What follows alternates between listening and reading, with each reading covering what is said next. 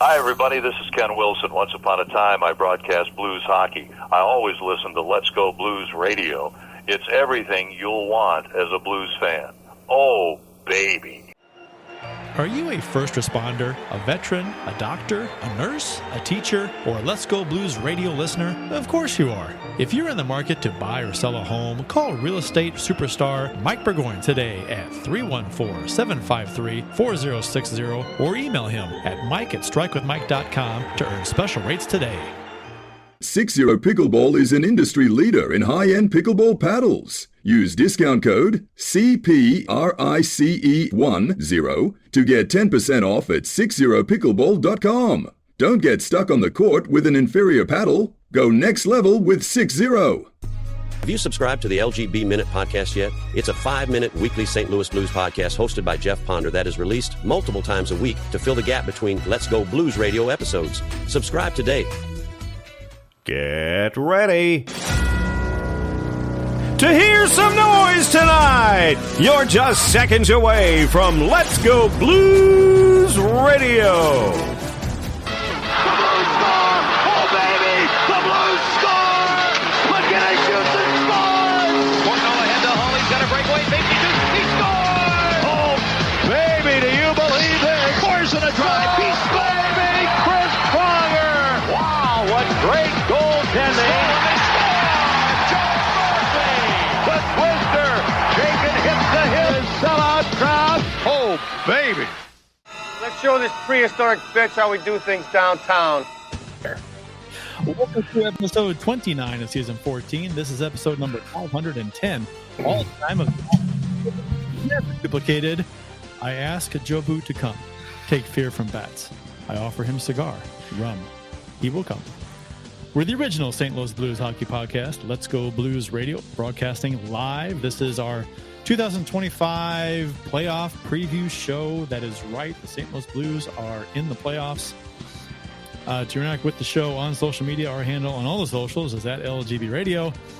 I'm Kurt Price. I'm the co-host for the big show tonight is Bill Day. Jeff Ponder is facing some very serious allegations that we cannot go into. On a plane. On a plane, right. Yeah. Would you rather be facing snakes on a plane or allegations on a plane? He's facing some monkey fighting allegations on his Monday to Friday plane.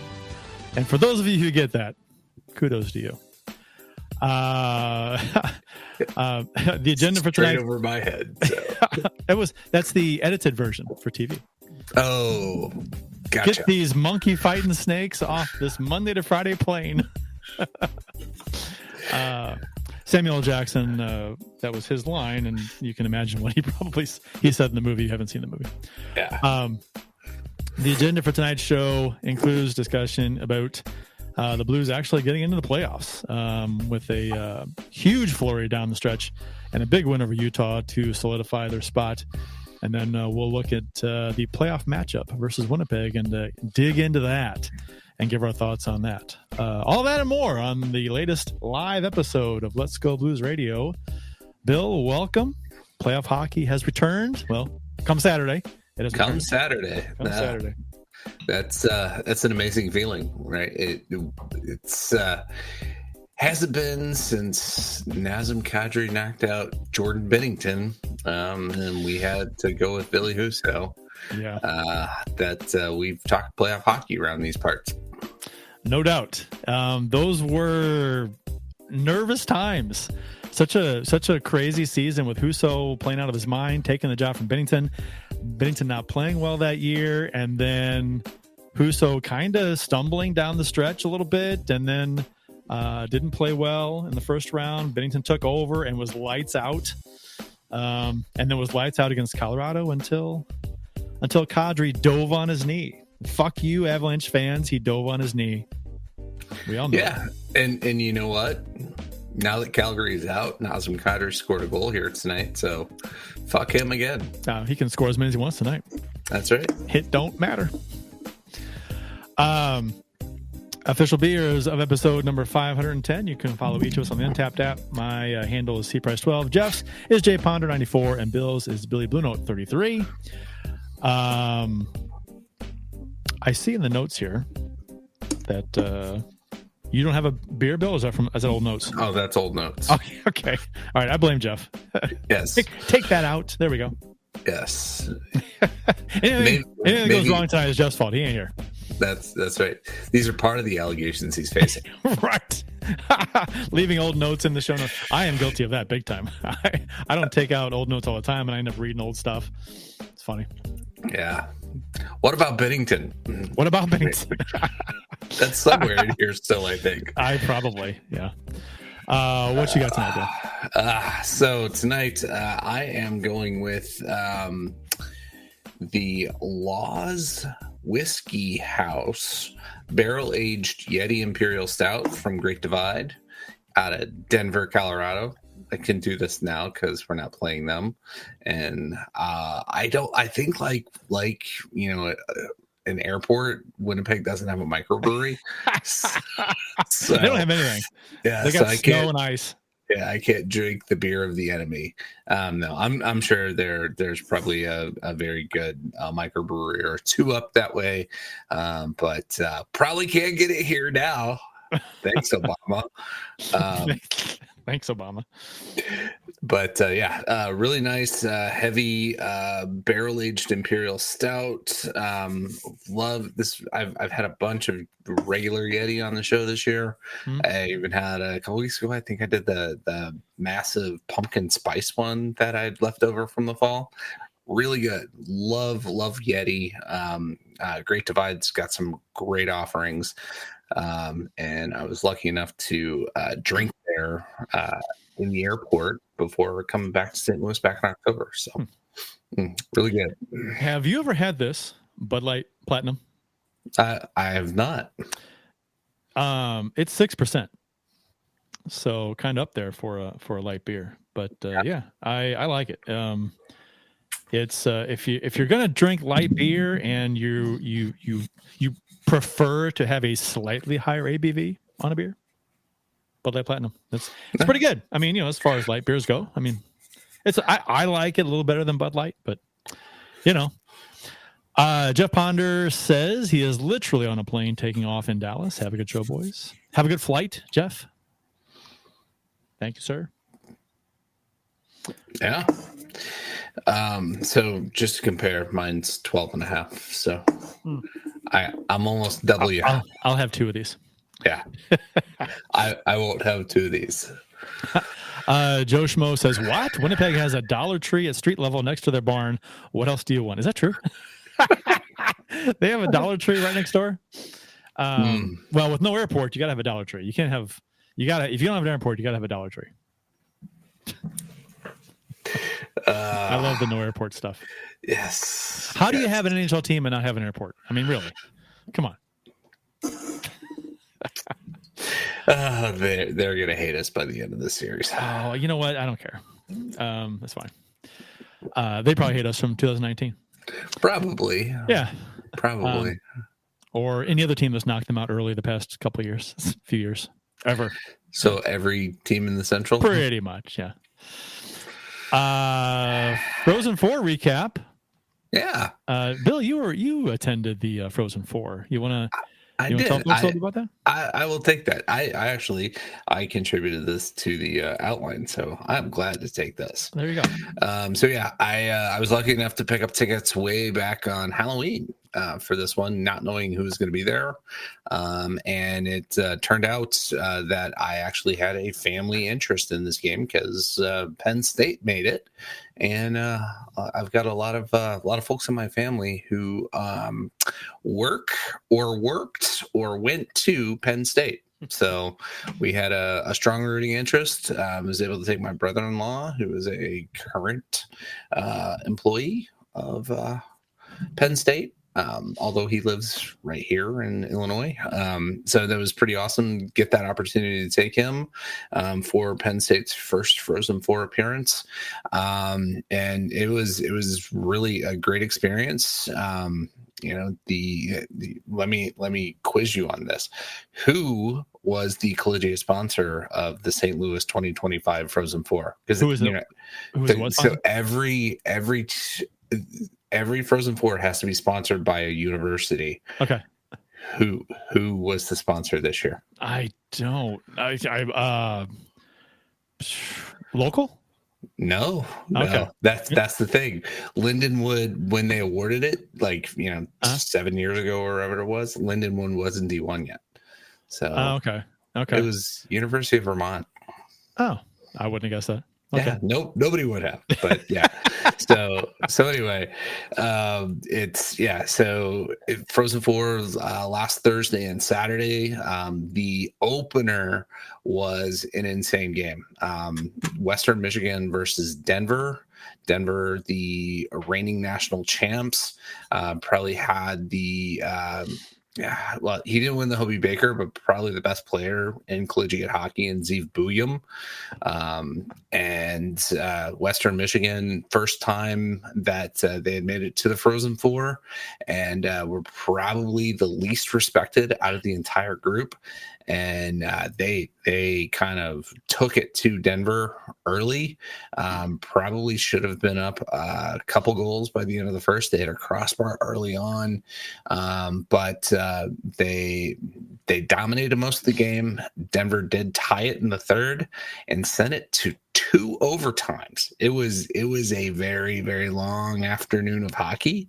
Owen Michaels gets he got one of the regulation goals for Western Michigan, and 26 seconds into double overtime, on kind of a Zeev Buyum giveaway, he gets the game winner and sent the arena into hysteria. We were where we were sitting, we were amongst Western Michigan fans, so we were kind of pulling for them anyway. Okay.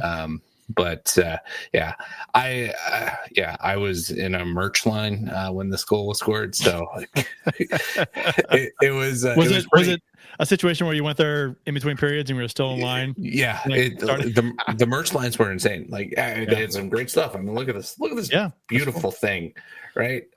It was pretty awesome. A lot of good representation for all teams. Denver, it's not that bad of a drive. Western Michigan, it's not that bad of a drive. Boston, everybody's got money, so they can fly here. So that's in Penn State. I was actually surprised at the number of Penn State jerseys that we saw there. Great first game. Western Michigan surprised, I think, a lot of people, but they were dominant both games. They were definitely the better team. I mentioned Owen Michaels. Their goalie, freshman goalie, winning the NCAA. That's always a great thing to see. Hampton Slakinski out of War Road, Minnesota, home of TJ Oshie. Mm-hmm. Tie that back to the last time we had the Frozen Four here. TJ Oshie and Jonathan Taves on the North Dakota team that got knocked out in the first game, but whatever. So second game, like I said, it was a long day of hockey. First game started at 4:00. Second game, I think, was close to 9:00 before it got underway. And that was Boston University versus Penn State. Boston is such a pedigree team. Go through their roster, and half of it has a relation in the NHL or employed by an NHL team. It's crazy, right? You have to have a blood test to play for this team. They're that deep. Really good roster. And Penn State, they're an up and coming program. First time they've made it, and they made it pretty close.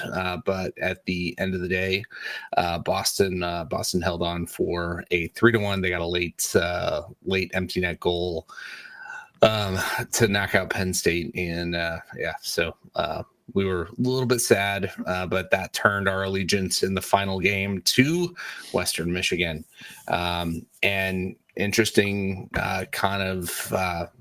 comparison to 2007, the last time we hosted. The final game was Michigan State versus Boston College. So both championship games in St. Louis played between Michigan and Boston schools.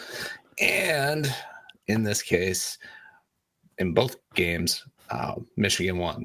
So Western Michigan came out and they were so dominant in this game. I really thought that Boston was just going to outclass them, and Western Michigan worked from the get-go. They were all over Boston. The BU goalie didn't have a great game. And there's another interesting thing I thought in this tournament. That 2 of the 4 goalies were Russian, right? All of the good goalies in the world now are coming out of Russia. So Boston University and Penn State both had Russian goalies who are both big. They both kind of remind you of Vasilevsky, but neither had it. Yeah. Neither had a great tournament. Boston University, getting to see them play was pretty interesting. I got to see them a lot when I was going to school up Providence way, and grew to hate them just because they were so good back then. But they had the likes of Chris Drury and Mike Greer and several other guys that made the NHL, and we had Hal Gill. So, but this team had 2 Hudson brothers. Lane, of course, is Cole Hudson and Lane Hudson. Lane is Lane's a Montreal guy. My brain's fried this week, so gonna win Rookie of the Year in the NHL. Gonna win the Calder. Played at Boston University. All 3 brothers played at Boston University, coming out of Chicago, and they look great. But Western Michigan was, like I said, so dominant in this game. And yeah, they just kind of overpowered BU, and it was really kind of a home game for Western Michigan. I think once they got to the final, everybody from Kalamazoo drove to St. Louis because there were so many Broncos fans in attendance. Again, we sat where we were sitting was very close to their band, and it was pretty raucous, pretty awesome to see. Super happy for them. Yeah, Boston doesn't win in St. Louis. Just remember that. It's just they can't get it done. No. I think it goes back to the fact that when the Red Sox beat the Cardinals in 2004, they filmed a movie. Right? They filmed a movie. Pitch Perfect. Pitch Perfect. Not Pitch Perfect. It wasn't Pitch Perfect. It was the other one. Yeah. It was like that one. It was Jimmy Fallon. Yeah. What was it called? Fever Pitch. Fever Pitch, yes. Yeah, yes. Fever Pitch. That's what you get for filming a movie on our damn stadium field, right? You don't do that. You never win here again. Yeah. It's like the GOAT in Chicago Cubs. Yeah, Wrigley. Right. It's the new curse of the Bambino, right? It's the curse of a fever pitch. Yeah. Yes. That is the new Boston curse. Don't come through St. Louis, Boston. No. So anyway, yeah, super awesome. Great. Super happy that we got to see it. If Lindenwood couldn't keep its program D1, hopefully we'll get it a little sooner than 18 years. But it was pretty awesome. I will say, my last thought on this, Zeev Bouillon is the real deal, and I'm a little bit afraid. There's talk he's going to quarterback Minnesota's power play, having not taken one regular season shift with them. So look out, Vegas. Well, Minnesota needs all the help they can get. They bumbling and stumbling down the stretch. Yeah. But they were also without Kaprizov for a lot of it. So that's true. Yeah. Okay, so we'll get into the Blues and the playoff push and the looking ahead to Winnipeg on Saturday. On the other side of this break, you are listening to Kurt and Bill on Let's Go Blues Radio. After these messages, we'll be right back. As a hockey player, Mike Burgoyne knows a thing or two about making the perfect play. And when it comes to real estate, he's always ready to score the winning goal for his clients. If you're a first responder, a veteran, a doctor, a nurse, a teacher, or a Let's Go Blues Radio listener looking to score the home of your dreams, you'll receive special rates with Mike. Go ahead, shoot some questions his way, and he'll have the answer quicker than Curtis Joseph on a breakaway. Curtis Joseph got the pedal down! Any barriers? Mike will mow them down like Chris Pronger in front of the net. He'll score you your dream home or sell your existing home faster than a Brett Hall one-timer. Flip past the Hall. He shoots. He scores! See Burgoyne's real estate prowess in action today by emailing him at mike@strikewithmike.com or by calling 314-753-4060. That email again is mike@strikewithmike.com, and that phone number is 314-753-4060. Getting Mike Burgoyne on your team will be the boost your power play needs. Attention pickleball players. 6-0 Pickleball is an industry leader in high-end pickleball paddles. From the Paddle of the Year Double Black Diamond to the Kevlar-faced Ruby paddles, 6-0 has the perfect paddle to take your game to the next level. And while I have your attention, consider upgrading your pickleball bag to the highly touted Pro Tour bag or the Performance Backpack in some fantastic colors. 6-0 is also your place to stock up on paddle grips and edge guards. 6-0 has everything you need to elevate your game. And as long as you're playing well, you might as well look good too with 6-0's performance shirts, hats, and arm sleeves. Use discount code CPRICE10 for 10% off your entire purchase at 60pickleball.com. That's CPRICE10. Don't you dare get stuck on the court with inferior equipment. Go next level with 6-0. We already know that you love hockey, and you obviously already love the Let's Go Blues Radio podcast, but what about filling the gap between weekly Let's Go Blues Radio episodes? That's where the LGB Minute comes in. Hosted by Jeff Ponder, the LGB Minute is an entertaining, down and dirty 5-minute St. Louis Blues podcast released multiple times a week to keep you informed of all things St. Louis Blues. So make sure to subscribe to the LGB Minute anywhere you listen to podcasts. Like right now. Do it now. Just click subscribe. It's easy. For the love of God, please. And now, back to Let's Go Blues Radio, the longest running St. Louis Blues podcast with Price, Ponder, and Day. You know, Calgary's playing LA right now, and whenever I see Calgary and LA play, it always reminds me of back in the day. I guess it was the early 90s, and I forget which year, but when they had a little brouhaha and they lifted the glass up from between the benches. Oh yeah, kind of got after each other. Yeah, that was good stuff. I was watching that game on satellite over at old Jeff's house. Yeah, yep. The old Smythe division. Yep. Anything goes. Late night hockey on the satellite. Yeah. You're going to see some fun stuff. That was good stuff. That was, man, back in the day. I don't know. People don't appreciate today, I don't think, but you couldn't watch games. When they had those big, huge 10, 12-foot satellites, however big they were, that's when you could get all kinds of stuff. And you got Canadian games, you got Hockey Night in Canada, you get all kinds of stuff, which you couldn't get through cable and stuff at the time. So that was just super cool to be able to watch all kinds of games that you couldn't normally watch in St. Louis at the time. I drove by a bar last week in Godfrey, I think, or maybe it was East Alton, but we were heading up to Riverbend Records for Record Store Day, and they have one of the giant old school satellites, and I was wondering if that was still functional and what's available on that at this point. I'm thinking it would be all porn. I want to say a lot of the stuff that you got back in the day, eventually they scrambled all that stuff. Like you couldn't just tap into any that stuff over the air again, like you could back in the day with the satellite just to pick up stations. I don't think that doesn't work that way anymore with those things. So I'm not sure the details, but I heard they like scrambled all kinds of stuff. So if you did turn a station on, you could get back in the day. It was all scrambled, like scrambled porn, Oh yeah. So you'd try and watch what you could. That was a nipple. I swear to God. I swear to God, it was a nipple.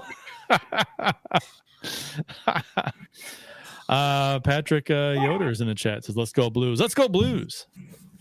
This is a fun time of year. I know some people are out there. You know who you are. They're sell off the team. You're not going to win the cup, so just sell it. No. This is why you don't. This is why you don't sell players. Playoff hockey is a blast. And if the Blues don't get out of this round, then they don't get out of the round. But you know what? For a week or plus or whatever it's going to be, it's pretty fantastic. So this is what it's all about. The Blues, after winning 12 straight, setting a new franchise record, they did drop a few in a row, one of them in overtime. in a shootout. The Blues lost to Edmonton 4-3 last Wednesday. I was worried, and this was a heartbreaking because it was tied, and then McDavid sets up a play that the Blues lose in what was 17 seconds to go, something like that. Yeah, Connor Brown, who filling in for the rest of the injured roster there. That was heartbreaking. I will say I'm glad I didn't stay up and try to watch that because I would have been pissed. Yeah, but that was I was so worried. I mean, because you just came off the 12-game win streak, and then you had the loss to Winnipeg. Which okay, win streak can't go on forever. It's fine. Winnipeg's a great team. No shame in losing to them. It was a 2-1 game. They lost the empty net goal late 3-1. But whatever, it is what it is. They didn't play particularly well, but whatever. Winnipeg's good. So then you have that tie game late in Edmonton, and then it just you give up that goal so late, and it's like I don't know. I was hoping that lost point didn't come back to burn the Blues. So, but and it turns out it didn't. I mean, I guess it did in a sense where they didn't get the first wild card spot. They end up getting the second. So if they hold on to that point and everything else plays out the same, then they do finish with the first wild card spot. We're playing Vegas instead of Winnipeg. So everyone has their own preferences on who they would have rather played. Someone in Vegas, someone in Winnipeg.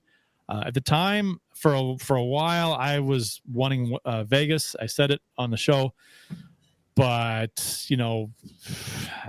then I don't know. The thought that, and we'll get into the playoff predictions in a little bit, but I didn't want any part of Winnipeg and Hellebuck, but so I was worried this point was going to affect that, and it did. But it didn't keep us out. So we're in. So that's the main thing is that we're in the playoffs. The Blues did drop the next one in the shootout to the Kraken 4-3 on Saturday. This was their third straight loss.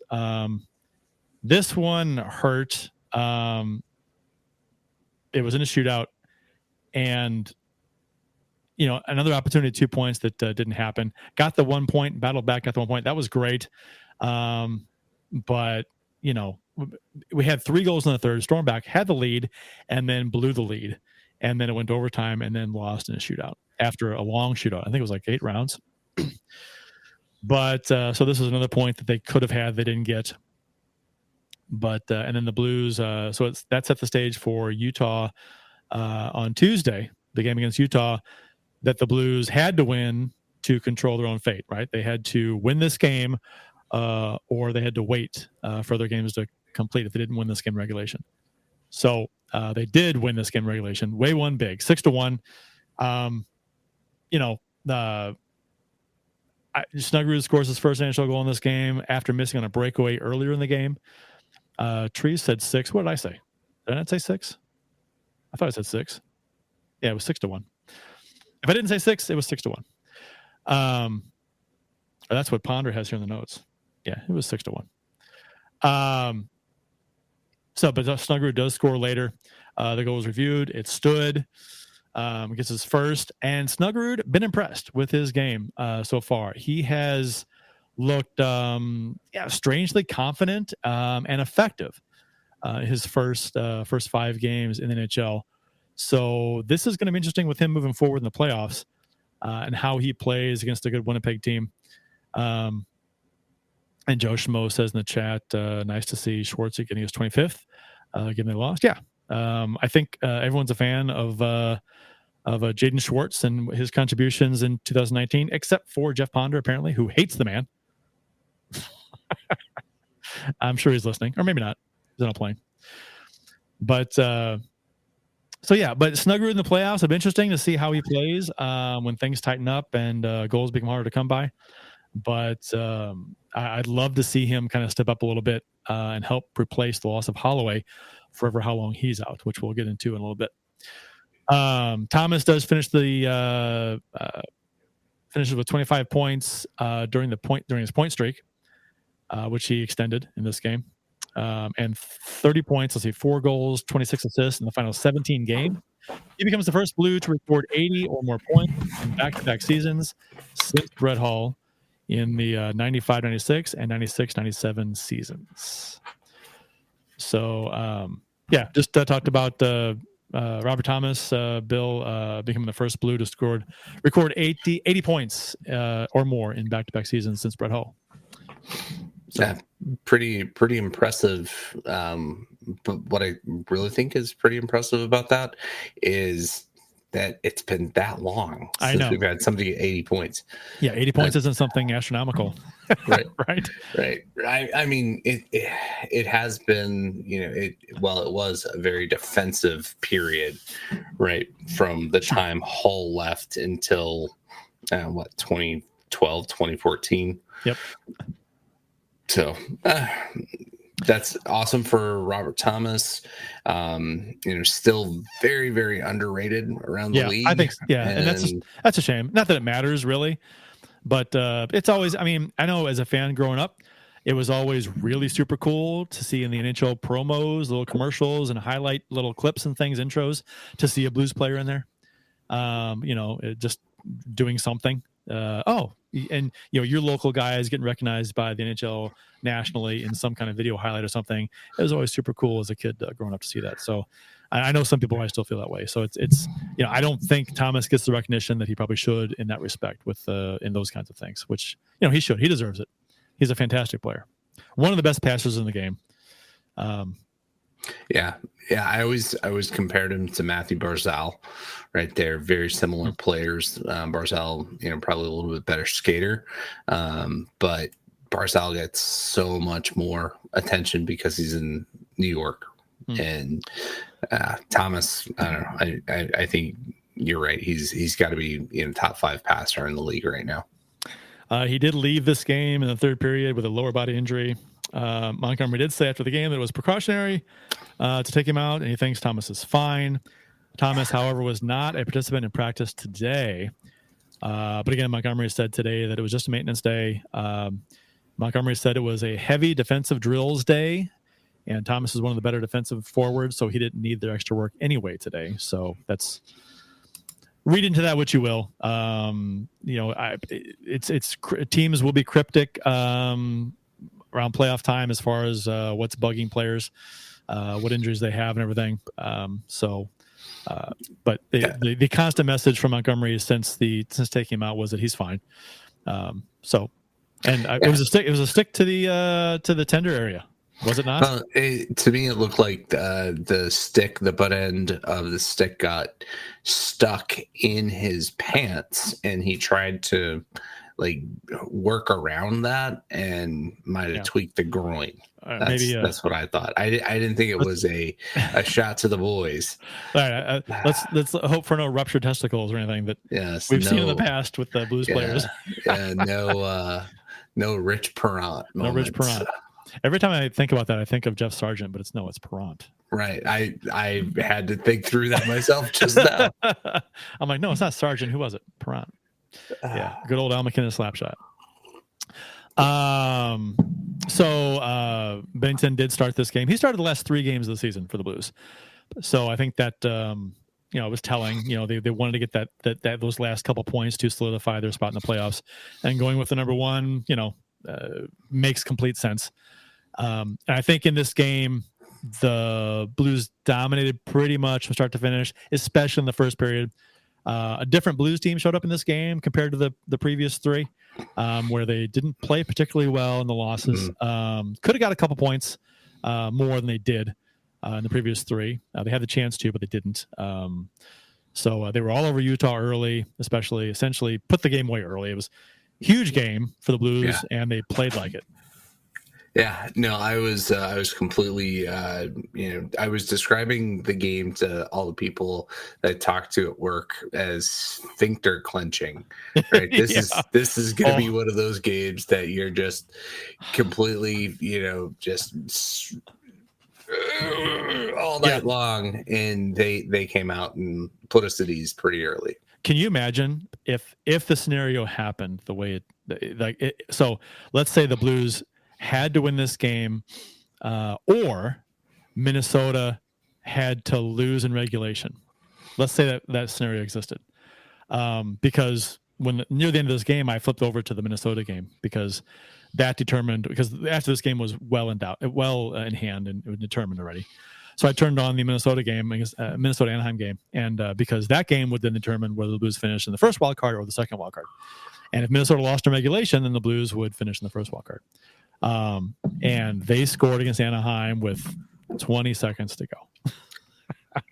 And I'm like, you've got to be shitting me. And it was after a great. Did you watch that, Bill, at all? Did you see the goal? I saw the highlights. Yeah. Did you see the stick save that Anaheim's goalie made? My God! And then they tapped it in because there was no one there to because Anaheim doesn't have defense. Right. Yeah, they didn't.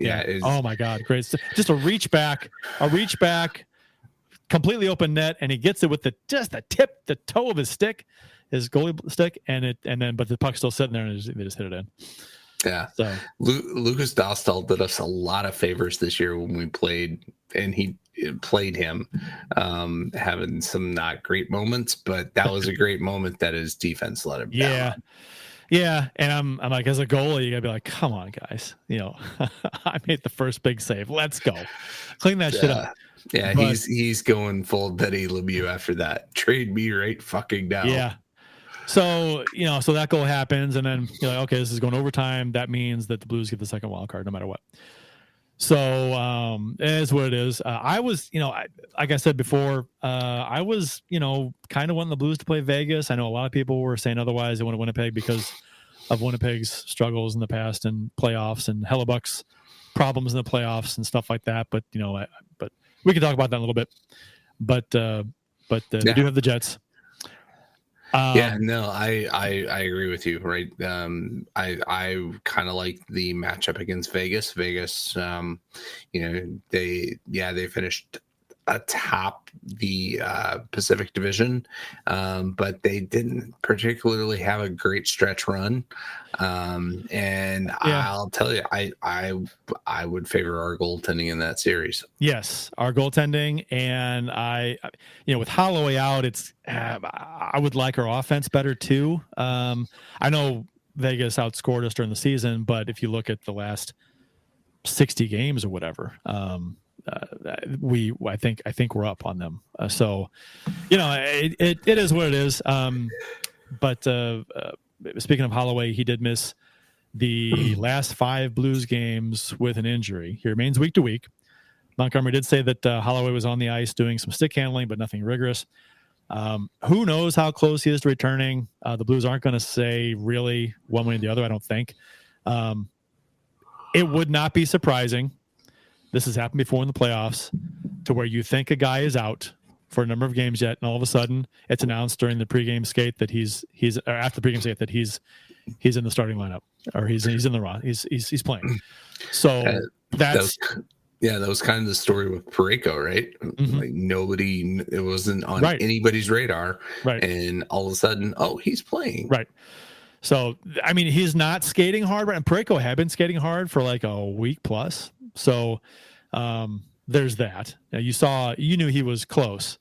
So we don't know how close Holloway is because the reports are he is not really doing much in practice except from stick handling. so there's that. So that's a little concerning. If I had to guess, the earliest he would return maybe be later in the series, if at all in the series. So the Blues are 2-2-1 since Holloway got hurt, but only one regulation win in the last 4 without him. So, and that includes a 3-1 loss to Winnipeg.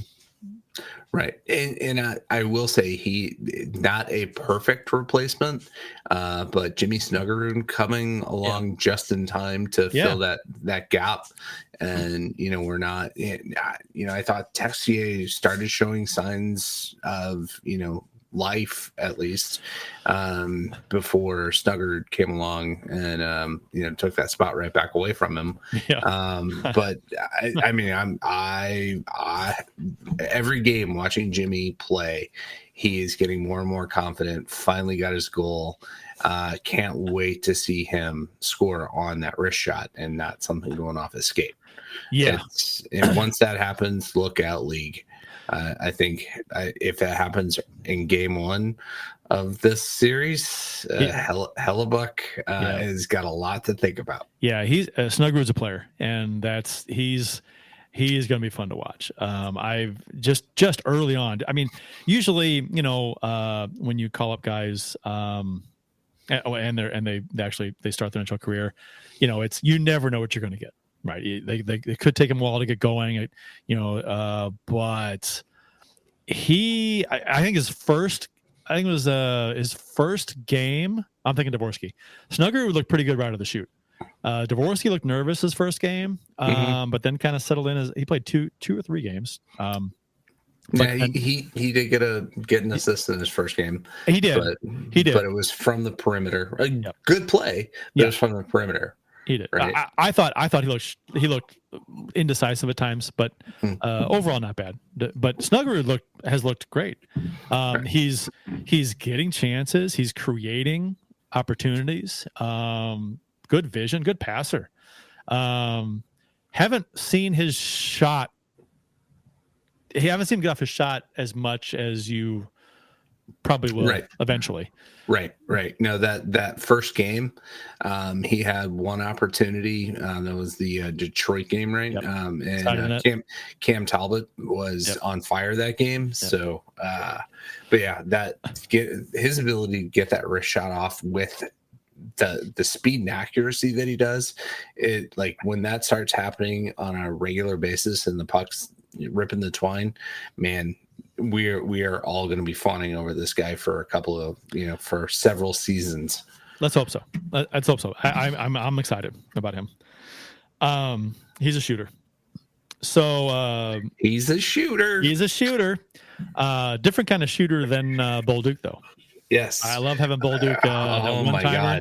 Oh my god, that goal in the last the power play goal against Utah, dropping the stick afterwards, like he just how quickly did he get that shot off? Right, he needed no time and space. Yeah, that's a great spot for him to sit in, and I love the fact because when he first came up, they build him as a shooter. He's a shooter. He's got the shot, and when he did take it, I was like, man, he's got a really good one timer. That we didn't have that since like Perron, with the one timer on the wing on the power play, and so I'm like, okay, all right, you always love to have a guy with a good one timer, right? But they're setting him up in the slot, the high slot, the bumper area, and on the power play especially, and man, that's a great spot for him, and he seems to like it because he gets that shot off quick and hard.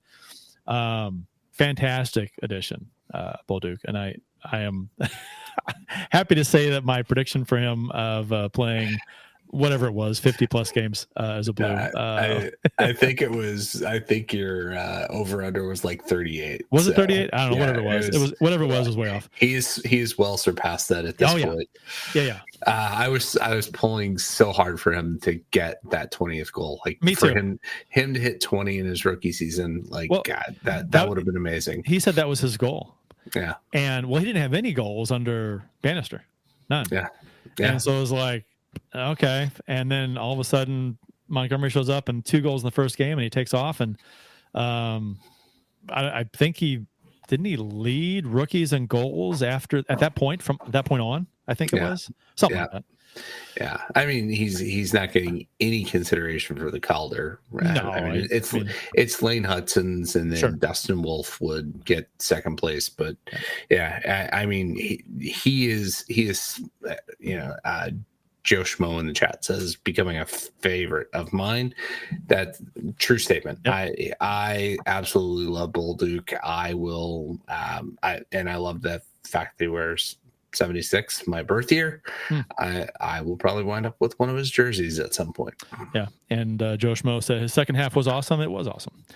So he's playing very well. I mean, it's a great weapon. I mean, because the Blues didn't have that, they didn't have that shot that Bolduc has. He has something the Blues were missing. So it was just a nice of that to come along. Actually, to be honest, Joe Boo. The Blues went 19-4-3 since Joe Boo arrived, which was February 22nd. He has been here at home and on the road. And for those who don't know, and there may be plenty, because the movie that he is from is 36 years old, I'm plenty sure plenty of younger Blues fans have never seen the movie. Jobu was a character in the 1989 movie Major League, a comedy about a group of misfit baseball players assembled with the intention of having a lackluster on-field performance. One of those players, Pedro Serrano, played by Dennis Haysbert, offered rum and cigars to Jobu, who lives in his locker. Much to everyone else's surprise, the team bonds, rallies around Jobu, and wins their division. So, yes, so, seriously, if you've not seen this movie, it is a classic. To me, it is the top 2 baseball movies of all time, and there's an emotional plea for Field of Dreams, but Bull Durham and Major League made 2 years apart, 2 best baseball movies that are out there. And the comedic value of Major League is just absolutely great movie. Trees said he hasn't seen the Major League in a hot minute. He should check Just Watch. I hadn't seen it in a while, and I watched it probably 2 or 3 months ago with my daughter, because she's a baseball fan, sports fan, hockey fan, plays softball. So we watched it, and it was great, right? And how many? I bet if this doesn't happen, it's a crime. So the first must-win game, if there is one, for the Blues in this series, if someone doesn't bring in a bucket of fried chicken. Oh yeah, that's a missed opportunity. It absolutely has to happen. And if you don't know what that means, watch the movie. So yeah, when the Blues need Jobu most, right? Someone needs to bring in a bucket of fried chicken. Then you can't lose. and going back to my 2 favorite baseball movies, Bull Durham has that aspect. You got to cut the head off a live chicken to take the curse off of the first baseman's mitt, right? It's for whatever reason in the 1980s, voodoo was a thing, right? For minor league and Major League Baseball. So yeah. Okay, so the Blues in the playoffs. Some information about it. So let's talk about Blues playoffs, Jets. So it'll be the 46th trip to the postseason for the Blues in their 57-year history. Only Vegas has a better percentage of making the playoffs, which, let's be honest, doesn't count because they have not been in the league long enough to be in this kind of discussion. On February 2nd, making the playoffs for the Blues didn't seem likely. The Blues were 7 points out of a wild card spot and hadn't been in that spot since early November. Since then, though, the Blues have put together a string of a record of 21-5-4, collecting more wins, 21, and points, 46, than any team in the league. So as a result, the Blues surged up the standings and became just the 10th team in NHL history to qualify for the playoffs after being 8 or more points out with 26 or less regular season games to go. The club will enter the playoffs with 8 Stanley Cup champions on its roster, including 5 who won a championship with the Blues in 2019. So, and the Blues' 46 playoff appearances are the most among any non-original 6 teams, and second only to the Boston Bruins, who have 49, since the expansion 67-68 season. So, yeah, and I mean, go back to that stat about the 8 Stanley Cup champions. Dylan Holloway and Philip Broberg were, a period away from being Stanley Cup champions last year. They went all the way. And I mean, Broberg was a nothing on that team until the playoffs, and then he was indispensable. Yep. Which, again, all the more crazy that he got signed to an offer sheet. But hey, here we are. I know. The playoff schedule has been announced. Game 1 will take place on Saturday in Winnipeg, April 19th at 5 p.m. That's 6 p.m. our time, right? No, that's 5 p.m. 5 p.m. our time. 5 p.m. our time. Yeah. 5 p.m. our time. Yeah. And game 2 is Monday, 21st at 6:30 p.m. our time. Yeah. Yeah. So we get 2 3-day breaks in this series. So Monday to Thursday and Thursday to Sunday. Yeah. I know there was some issue with some concerts that both the Blues and Winnipeg had that had to be rescheduled. So our move times, like earlier in the day, later in the day, whatever it was, for both. So, and all round one games will be on FanDuel Sports Midwest, by the way. Is the first one, because TNT I thought had exclusive rights to the first game. Okay, well, according to the Blues website, that's what it has, but I'm sure TNT can take it. So. Well, I am hoping that we get to the second round, but whatever. After the first round, my FanDuel app is getting canceled for the summer, so you won't see the FanDuel won't have a game on after I don't think. No, they won't. So no, it's the games are spaced far enough that it's all national broadcasts at that point. Not a big fan of noon start for Game 4. I remember complaining about noon starts. I think it was against Dallas in 2019, and I think the Blues. Yeah, I want to say they won that game. That noon afternoon start. So I don't know. I don't. It's weird. If the Blues win an afternoon start, it's fine. If they lose, then it's just like a kind of a crap mood the rest of the evening. So yeah, and that it'd be a long night going into a work day the next day. Yeah, Sunday afternoon. Yeah, that would suck. So let's look at the Jets. So in the 4 games versus the Jets this season, the Blues are 1-2-1. The Jets have the edge in every head-to-head category if you factor in the entire season. So they have the edge in goaltending. Hellebuck is going to win the Vezina, power play, and maybe win the Hart as well. Probably not. But he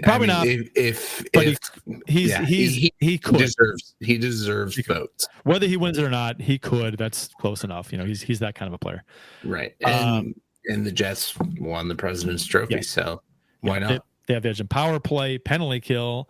They led the Western Conference in goals scored and allowed the least goals, and they won the President's Trophy with 116 points. They've been good all season long, and they finished strong, 7-3 in their last 10. They're good. They're very good. But since the Four Nations face-off, so the Jets have been about the same team all season long. Granted, they started the season 15-1, which they haven't maintained that pace. So that got them out of the chute like crazy good. Right. So, but they haven't been that team since. But for the most part, all season long, they've been good. The Blues have been up and down all season long. So they started off. So since the Four Nations face-off, which everyone knows, the Blues were middling well out of the playoff race before the Four Nations face-off. After then, the Blues have the best record in the NHL, 19-4-3. Winnipeg is 7th best. Since then, it's 17-8-1. Still very good, but not as good as the Blues. The Blues lead the NHL in goals scored over that span, 99. Winnipeg has 73. The Blues are 4th in goals against over that span with 60. Winnipeg is number 1 with 56. Not surprising with Hellebuck in net. The Blues are 6th in power play percentage, 27.5%. Winnipeg is 25th, 18.5%. The Blues are 9th in penalty kill, 81.5%. Winnipeg is 16th at 78.6%.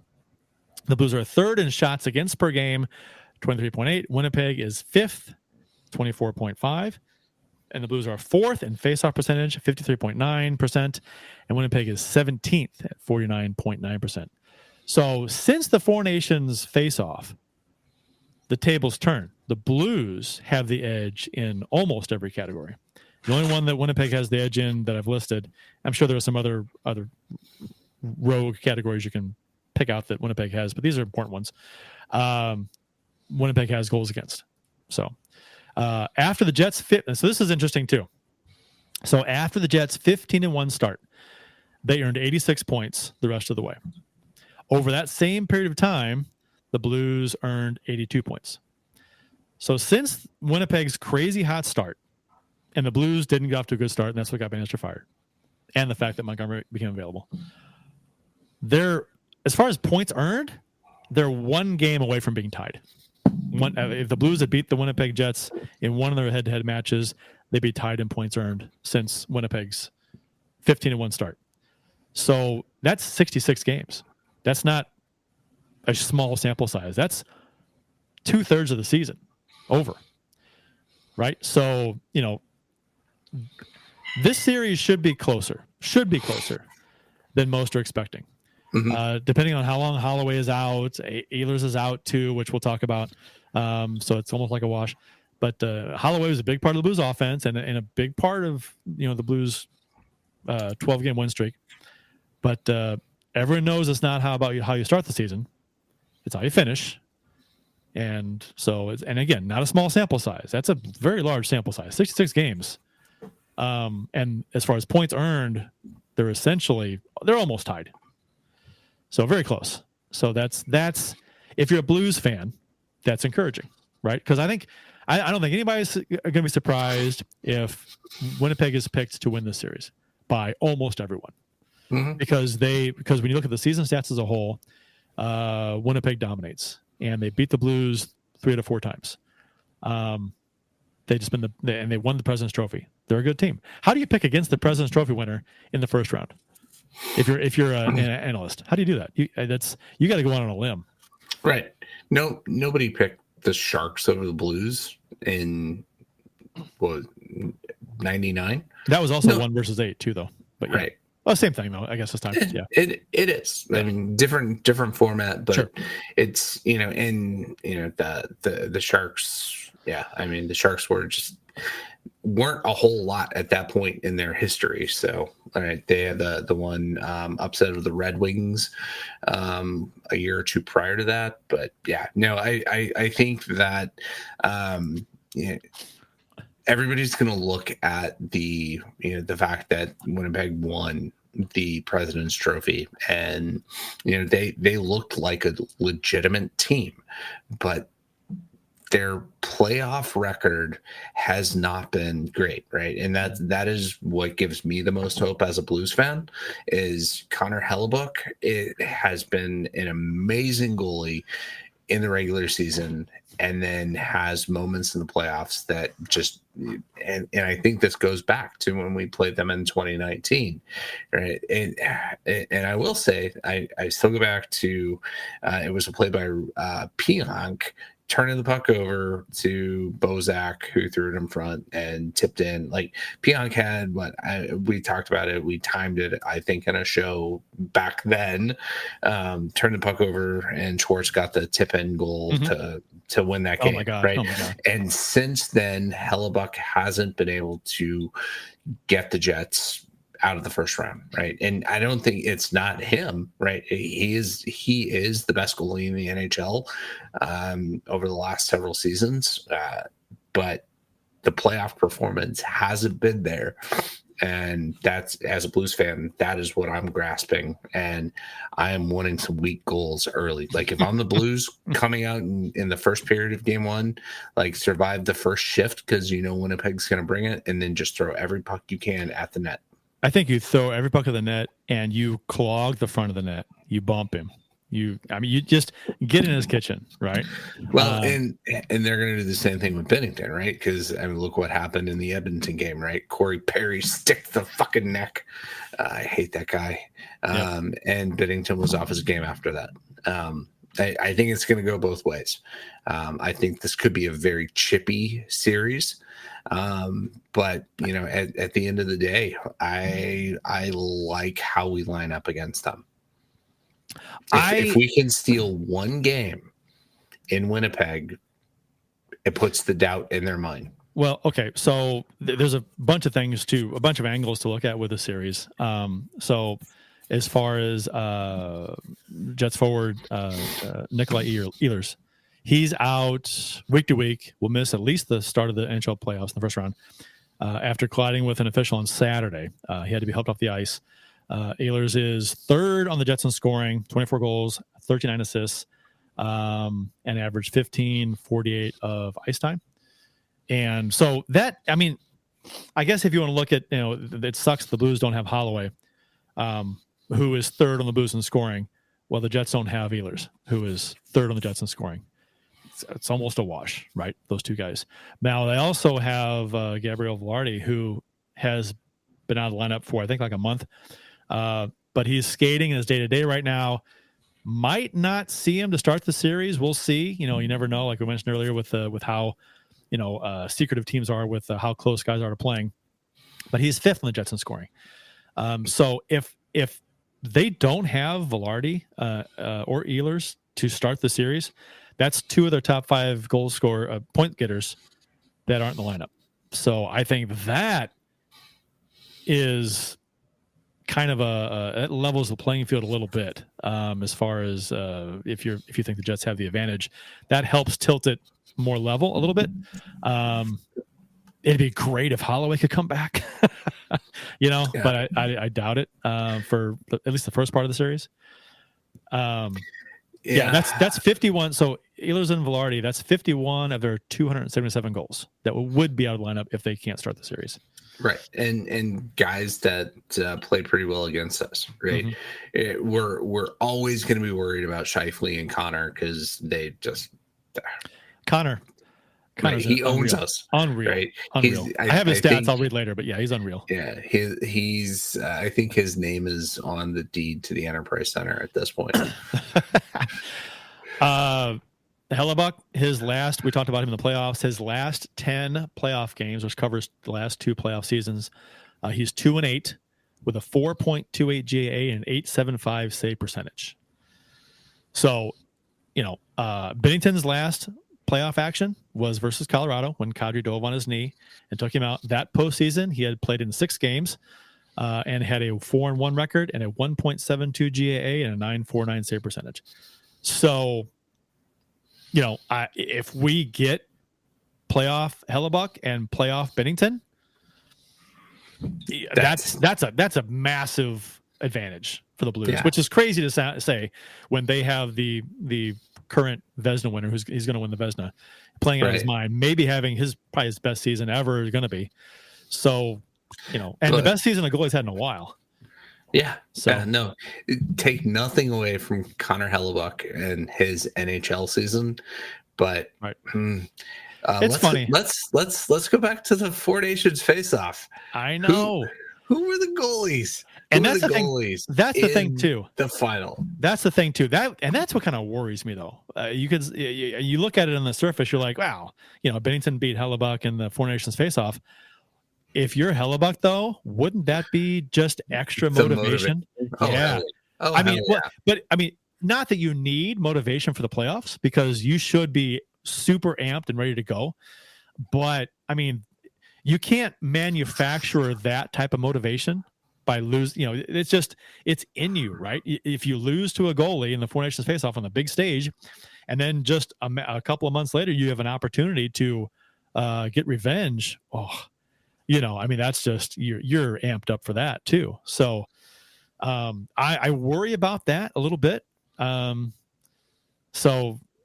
Because the team in front of Binnington that he had in the Four Nations face-off is very good. No, but it's not as good. The team that he has now not as good as Team Canada. Right, you don't have a Connor McDavid coming out of a funk to get left alone in front. Right. There are a lot of differences, but I think one thing this could be the series that defines whether Connor Hellebuck is considered an elite goalie, right? If Binnington beats him, like if it comes down to a goalie duel in this series and Binnington beats him, I think that's going to hang over him for the rest of his career. Can you imagine? Like he's already got the label of a guy who can't get done in the playoffs. Mm-hmm. And after his Vezina winning season, he does it again in the playoffs, can't get it done. If he puts up a sub 900 save percentage again, it's like that's at some point you're like, this is who he is. He's not going to be any different. He's been in the league a while now. This is who he is. So I don't know. We'll I worry about that, about the Four Nations face-off angle with this. Really? So, but we'll see. Yeah, I mean it's a great storyline, and probably one of the more unheralded storylines coming into this playoffs. Like, I mean, look around the league, how many great first round matchups do we have? Right. It's like I was going through it earlier today. I'm like, the one that kind of disappoints me most is Minnesota and Vegas. Right. But everything else is like, wow, this is pretty damn awesome. Yeah. I don't think the Blues and the Jets are getting quite the hype nationally that they probably should. Except for what's his name on TNT. He's like all about look out for the Blues. What's his name? Bissonnette. Yeah. He's like, watch out for the Blues. They're gonna come up and bite you. So he's been touting them for a little bit. Back when they a while. He goes, "Can the Blues? You think the Blues are gonna go on a run?" He kind of called it before it happened. Yeah. So he's been one of the few that's been saying, "Look out for the Blues." So. Hey, look, Nazem Kadri scored another meaningless goal for the Flames. Yeah, good for him, though. Good for him. Good for him. All right. So, as far as predictions go and what we're looking for in the series, so I'm looking at a few specific things that I think can dictate who wins the series. Obviously, goaltending. We talked about at length. Who shows up for Winnipeg, who shows up for the Blues. Snuggerud we talked about, I think, with Holloway seemingly off at least early on in the series. I think maybe the entire first round. Snuggerud, I'm watching him hard to see if he can help fill that gap a little bit. Mm-hmm. I think Buchnevich is a guy that I think has needed to be better the past couple of years. I think this is a good opportunity for him to step up. He's a guy who can disappear. Right. I'd like to see him not do that in this series. Yeah, he's been so frustrating through most of this season, but the last few games he's looked better. That setup from Neighbors to him, that was a thing of beauty. I think being more decisive and just getting the puck on net are the two things for him. Yep. So, yeah, and I think that's it. The key is being decisive and not trying to overdo it, overthink it, and try to force it past through the slot. Right. That's when you know he's overthinking. Yeah. Don't make the low percentage pass when you have a shooting lane. Right. You got an opportunity to get a shot, the puck on net, take it. Don't try and force something that's not there. I think that's kind of what he's done a little too much of. Justin Falk, I think he's struggled down the stretch, especially last week plus. He needs to clean his game up. We talked about the Stanley Cups. The Blues have 8 players who've won a cup. The Jets have none. 0. Not a single person has won a cup on the Jets. So if you believe that playoff experience and playoff success matters, the Blues have the edge. Yeah. So, and you talked about, Broberg and Holloway too, being within an inch of the Stanley Cup last season. So they almost got there. They have all that experience. So I think that's big. Yeah. Go back to Justin Falk for a second. Yep. Our private chat that we have was filled with so much vitriol towards that man over the last 2-3 weeks. Every game you open up the hockey stats card or hockey stat cards and you're like, oh, I didn't think it was that bad, but holy right at the bottom. Right. Every fucking game. It was 3 games in a row. He was the worst player on the ice for the Blues. And I was like, oh my God. But go to the Utah Hockey Club game and he looked really fucking good. Right. He was pinching but not giving the puck away. His instincts seem to be really good there.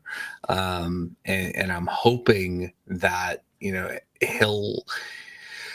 he'll get balanced out. His ice time will get balanced out by Parayko being back. I think, at least for me and probably for you and Jeff as well, we were all hoping to see him pull out.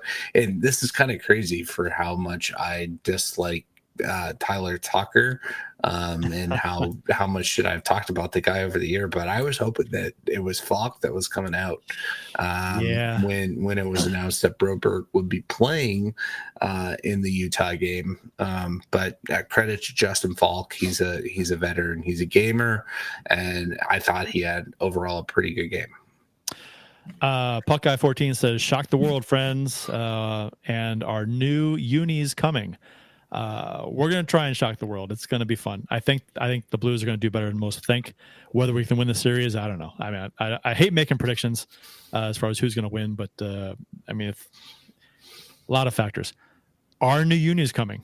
I guess he's talking about the poll the Blues did, and which jersey won as far as the favorite jersey, and it was the 2017 Winter Classic jersey.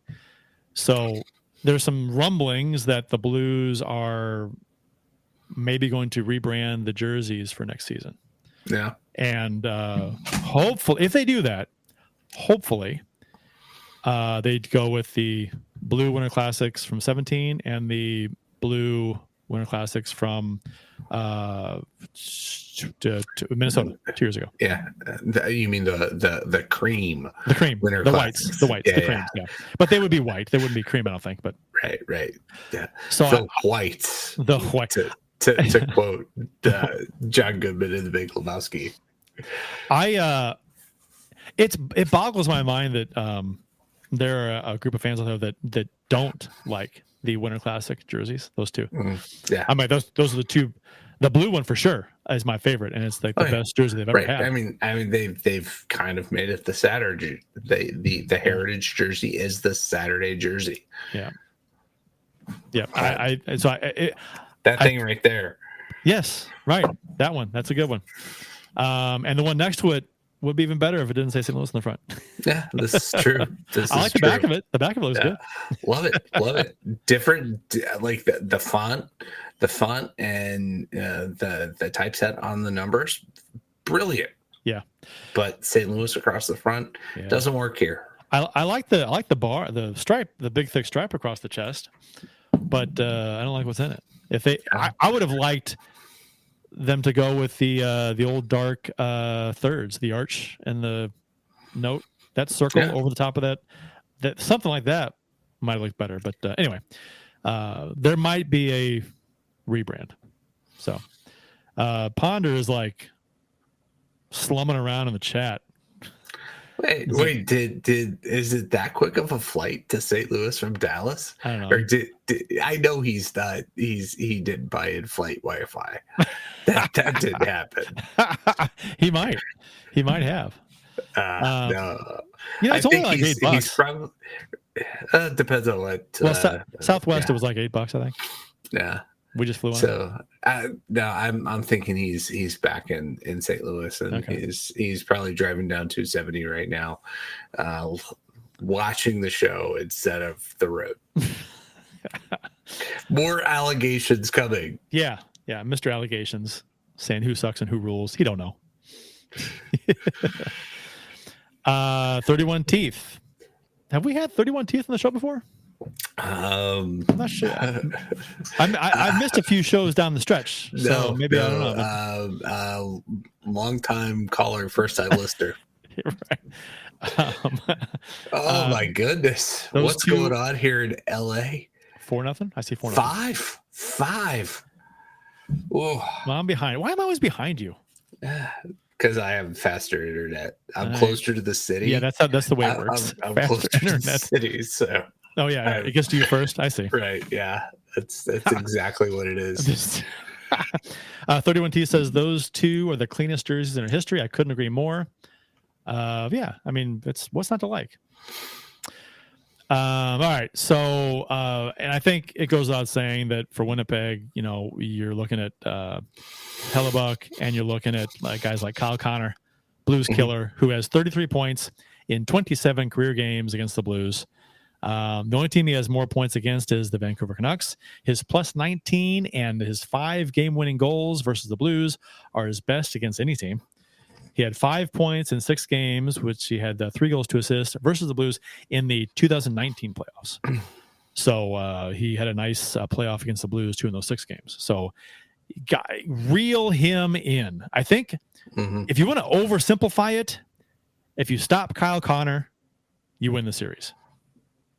Yeah. I mean, if you want to boil it down to something very, very simple, you could. I think if you just say, "Hey, Kyle Connor had 2 assists in the series, and that was it," do you think you win the series? That's a pretty good chance. Right. I mean, I think Winnipeg's got they improved. Go back to when they kind of fleece LA in the PL Dubois trade, right? Velarde, and I'm blanking on who's on the back line for them, but they've got depth. I think a little better depth than we faced them in 2019. The other guy that I think would probably be a bit of a Blues killer in this series is going to be Adam Lowry. He had what could have been like the dagger goal early in game 6, I think, or maybe game 5. I guess it was game 5 when we went back to Winnipeg in 19. He scored in the first 12 seconds of that game, and I was like, "Oh, this is it." Yeah. He has a knack for scoring big goals. He's their captain. He's a large presence. I worry about him, but end of the day, I was watching some highlights earlier today. My favorite Jordan Binnington save this year, and it was my favorite Bill Day save of the week. Sorry, we're not going to do one of those tonight. The save on Scheifele in St. Louis early in the year, where absolutely great pass coming in from the point. I forget who set him up. It looked like a shot, but it was a pass. Scheifele had an empty net. Binnington read it perfectly, got the kick save over on it. I like Binnington getting in their heads in this series. Are we doing predictions? We can. You want to do one? Okay. I'm gonna go Blues in 6. Blues in 6. If the Blues had Holloway and everything else was the same, I would pick the Blues in 6 as well. But since he's out and I don't know if he's coming back, I know Ehlers is out too, but I'm gonna say Jets in 6. Yeah, I don't like it. The reason why I say that is because Hellebuck scares me, and and as good as the Blues looked in their 12-game winning streak down the stretch, they played amazing after the Four Nations face-off. Their schedule was easier. They had one of the easiest schedules down the stretch in the NHL. I'm not taking anything away from the Blues, but I think that helped. If they didn't have quite as easy of a schedule, maybe they don't get in. Maybe they don't get a couple more points and they don't get in. So, yeah. I don't do predictions because you never know what's going to happen. I'd rather do game-to-game predictions, like based on what happened in the last game and what you're seeing from the teams and things that carry over. Much happier to do that. But as far as series as a whole, I hate doing predictions. But if we're going to do them, I'll say Jets in 6 just to keep things, so we're not like a homer show. But we are. And I totally hope the Blues win it in 5, 6, 7. I don't care. Just if the Blues can get it done, I'll be the happiest guy in the world. But I'll just say Jets in 6 just to keep things even. So real quick, around the NHL, what do you think what series do you think has the greatest opportunity for a massive upset? Let me pull it up here so I can have them in front of me. Okay. Massive upset. I know what you're going to go with. Do you? Montreal over Washington. No. Okay. No. I think that you can make an argument that Washington was kind of on Ovechkin's back through most of this season, and Montreal is playing really well. I mean, I was drooling Ivan Demidov's first game last week watching that, and they still lost to the Blackhawks. So I'm still not convinced. I like Sam Montembeault. Let's see what he does once he gets into the playoffs. Maybe he's the Jordan Binnington of this year. But no, my thing is going to be Ottawa over Toronto. Okay. All right. The Battle of Ontario. The Battle of Ontario is going to be a thing of beauty. If Toronto loses in the first round to Ottawa, oh my God, that would be so on brand.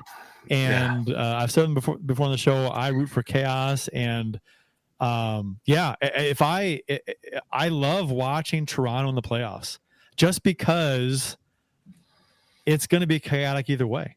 You know, the fans up there are gripping their sticks so tight, and they're if they win, okay, they got out of the first round. If they lose, then the shit hits the fan with everything again. Every year, it's like a broken record with Toronto. Jeff says we're getting playoff Hellebuck, bring it on. But then he says Jets in 6. Which is it? If you get playoff Hellebuck, we're winning the series. Yeah, in 4. Yeah, we'll say 5. But yeah, come on, Jeff. You can't have it both ways. Pick a horse. Ken Morris says Blues are going to win as they have the better podcasters.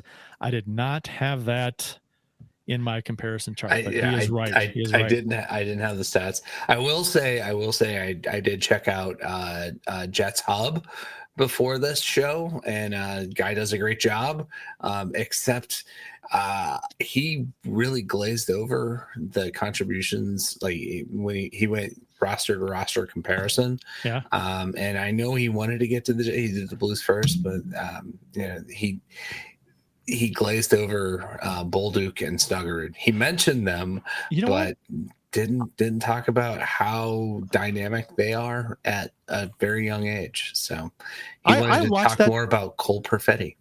Yeah, I watched that very same on YouTube, right? Mm-hmm. I watched that same damn thing today. I was looking around. I'm like, I'll see what some Jets, and I picked that one. I'm like, it was well done. I agree with you. They didn't. I mean, it was only 8 minutes long, I think. Right. So it didn't go into a ton of detail. But yeah, I mean, a lot better time wise than I want to catch up some Blues action. Let's watch Let's Go Blues Radio. 240 here. 122. Sorry. Yeah. So yeah, if you go ahead, anyone who's listening, go ahead and check out Jets Hub on YouTube, and they put out a playoff preview for the Jets and the Blues, and I did comment under the Let's Go Blues Radio account under there to kind of give my breakdown. Wished them luck and all that BS. So I was cordial, but yeah, no, go check it out and leave some comments and be nice. It was a pretty fair review. It wasn't. I didn't think it was 2 homers. They picked the Jets in 5. So yeah. Which as a if you're a Jets fan, I understand why you think they win in 5. So that's not a crazy prediction, but I don't think it'll be that. I think I think the Jets in 6 if they get Vezina Hellebuck. I think if they get playoff Hellebuck, I think the Blues in 6. No.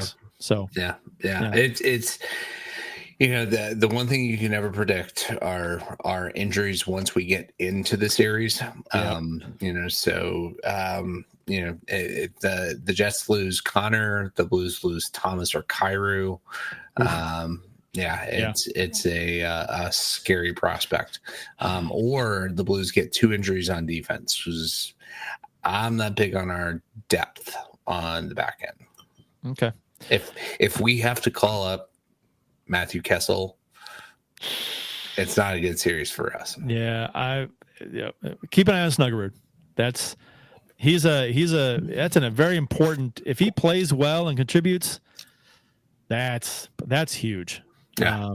And if he fills the gap left by the loss of Dylan Holloway, or 80% of it, if he fills 80% of it, which he may have to do to win the series, right? And he's got to, right. Which is kind of what he did down the stretch. Yeah, I think, and it hurts a little more to not have Holloway when you are facing the best goalie in the world too, right? So that extra punch, it probably doesn't hurt the Jets as much to not have Ehlers as it is for the Blues to not have Holloway. So because the Jets they scored more goals than the Blues this season, they're a little deeper. So, but like I said, we'll see. Since the last 66 games, they're almost even. Yeah. Like you said, very close. It is very close. One head-to-head matchup goes the other way, or even dead even. Yeah. Yep. But I'll go back to it again. The storyline I am looking at most in this series is the goaltending, and is Hellebuck gonna be motivated to revenge the Four Nations loss to Jordan Binnington? How do you not want to revenge that? I mean, yeah, that, and like I said earlier in the show, I worry about that. I worry about that extra motivation, like you need any, but that's the kind of motivation you can't just create on your own. That it happened to him, and so he wants revenge. That's just, I'm sure that's the way he's thinking. Jeff's mom. Hi, Jeff's mom. She says Blues in 6. So she agrees with you, Bill. Yeah. So I think I'm in the right here. Thank you, Mary Ponder. All right. So that's, and Ken Morris says the hockey guy has a good podcast. He does. And I've only seen him on YouTube. I assume that's what you mean. His YouTube show. I guess he has a podcast too, along with his YouTube show. Maybe.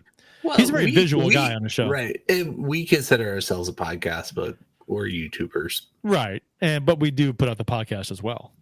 So the next day. So true. And you and Jeff do a hell of a job editing. It's fun to put together. I'm not gonna lie. When you edit the show, it's some folks might not like it, but it's fun to go through and put it together. I'll take your word for it. What else we got here? Brandon DeRoos. Speaking of Toronto, what are your thoughts on Mitch Marner on the other wing with Thomas and Butch? 2 Blues with 100+ points for the first time since Hull and Shanny in 92-93. That would be a beautiful thing, but I don't think Tom Stillman's going to open the checkbook that much. Yeah.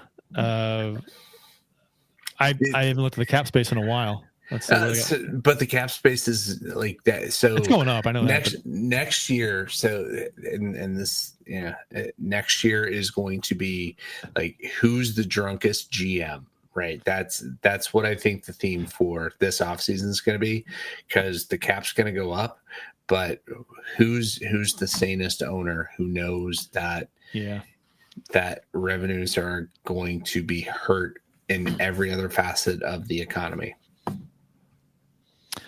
I would love to have Marner.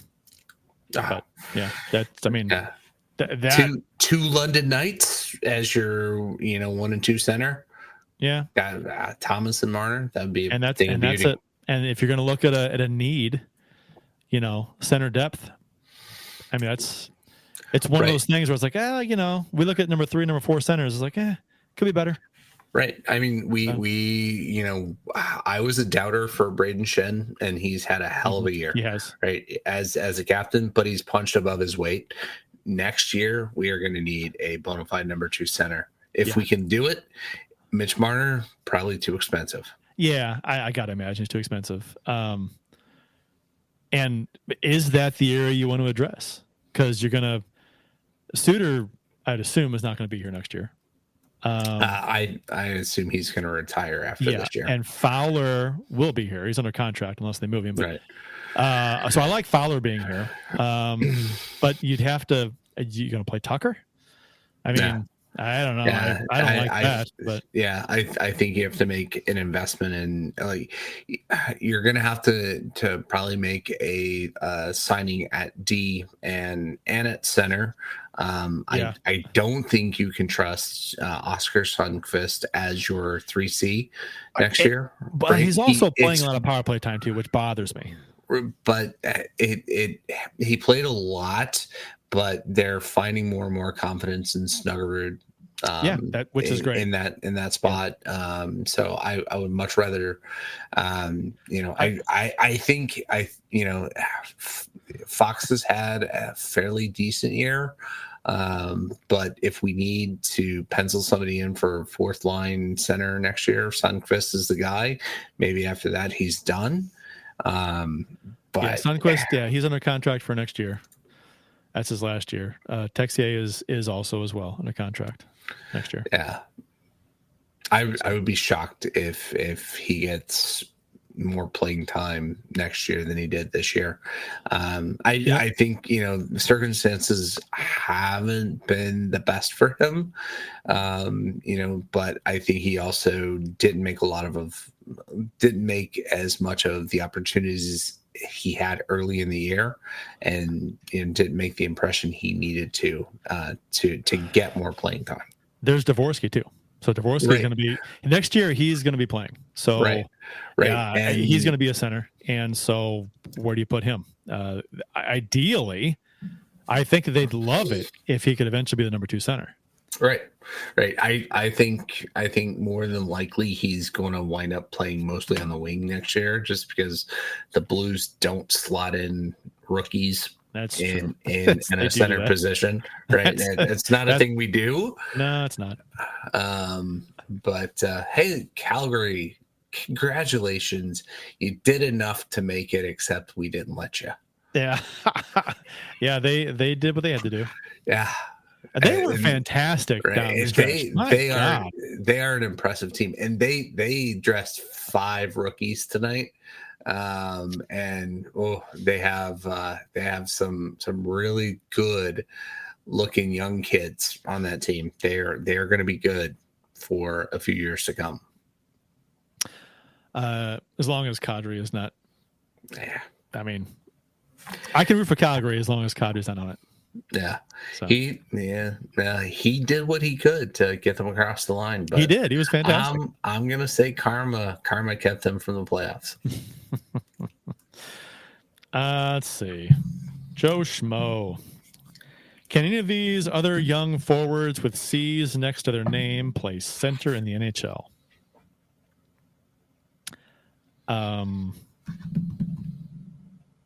Is there a follow-up to that, or is he?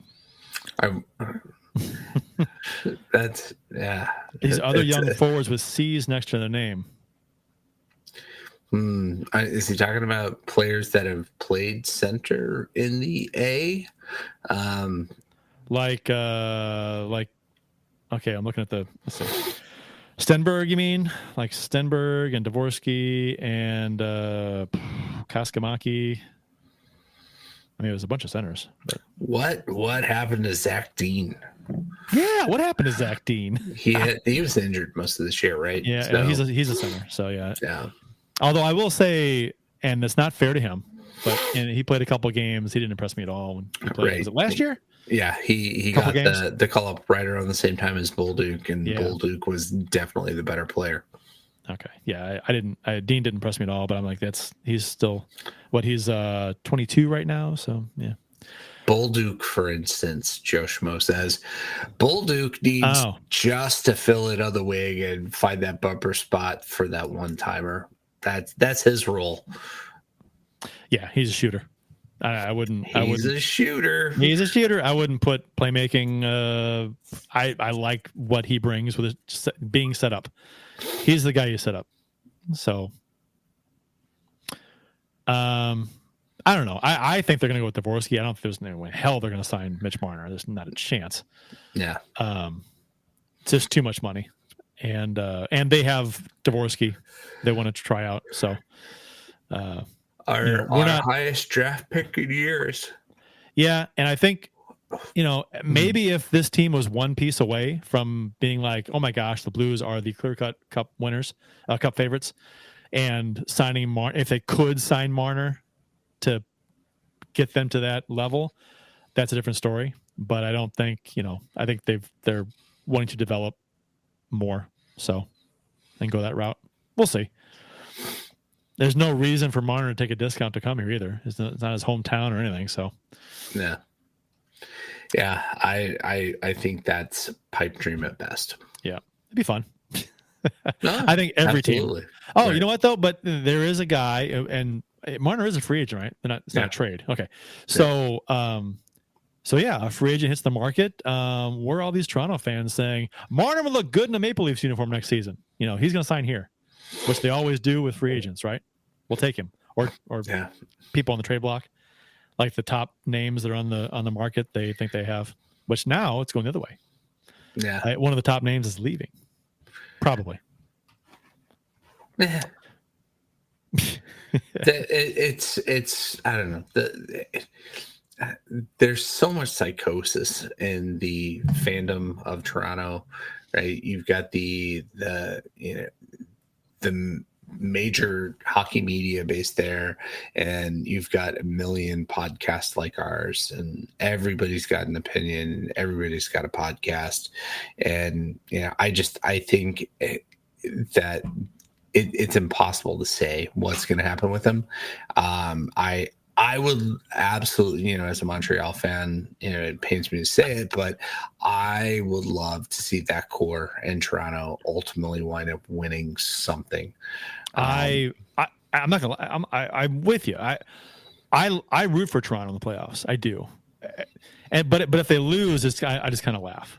You know what I mean? That's right. The way. That's where I'm at. Right. It's what happens. Right. Right. It's like, oh my gosh, I can't believe that.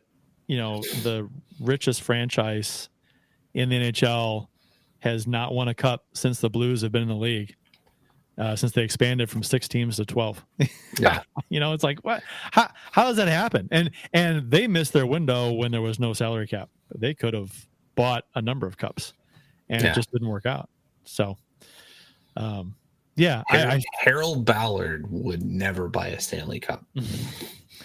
I feel for the sane Maple Leaf fans, the ones that don't go crazy, Yeah. But I feel for the Buffalo fans, that they just can't. They're just terrible. You look like they're on the cusp of maybe being a playoff team. Was it last year, the year before? They got kind of close to making the playoffs, and now they're back at the bottom again. Right. Kevin Adams has to get fired this offseason. How do you? Yeah, right. I don't know. He got. Buffalo felt like they got screwed with the McDavid going to Edmonton over and them getting Eichel, but Eichel is a fucking hell of a player, and they wasted him. Right, they wasted 7 years of his career. They wasted him, and they also treated him poorly near the end. They've the neck surgery thing, and then that was just a bad look. It makes players not want to go there. I mean, it can't help that situation. Right. I mean, yeah. Did we put this up here for Ken Morris? His prediction: Blues in 7. No. He says Binner in our playoff experience pulls us through. Jets lose and consider moving back to Atlanta. Wow. It may happen, right? There was talk in the beginning of this year about how their season ticket holders were not renewing because they weren't winning in the playoffs, and then they go on that crazy thing to begin the season, and that talk stops. Yep. But what happens if it's another first round exit? I mean, there's so many negatives. It's almost like this has to be the year for Winnipeg to do something, because if they've got the season ticket holder thing and the fans being down in the franchise, which we're Blues fans. How many years did we not get it done in the playoffs?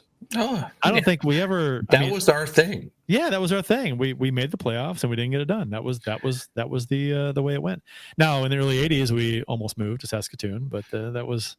Didn't. Winnipeg's already lost a franchise once, and now it hasn't been that long since they got the Jets back, or another franchise, right? They call them Jets. So it's like you think they would have learned from the past mistakes. Like don't do this. Don't fuck around and boycott the team and not buy tickets and cost the owners money, because teams can move. And if St. Louis is any, we can tell you, if you lose 2 teams in the same league. You're never getting a third one back. Yeah, you're not. Because the Cardinals left and the Rams left, and now everyone says, well, you can't get a third team. Right. So, you will be forever the home of the Manitoba Moose. Right. We're the Battle Hawks now, baby. Which is so funny to me. I mean, the Battle Hawks are a fun sideshow. They're fun to watch. I don't mind them. But haven't watched a fucking second of their games. You know what? Sorry. Last year, I'm sorry. I am done with football in St. Louis. They're a fun sideshow. That's the way I look at it. They have some fun rules, better than the NFL as far as some of the rules go. But and you hear some fans say, "We don't need the NFL. We have the Battlehawks," and I'm like, "Hold on, just stop."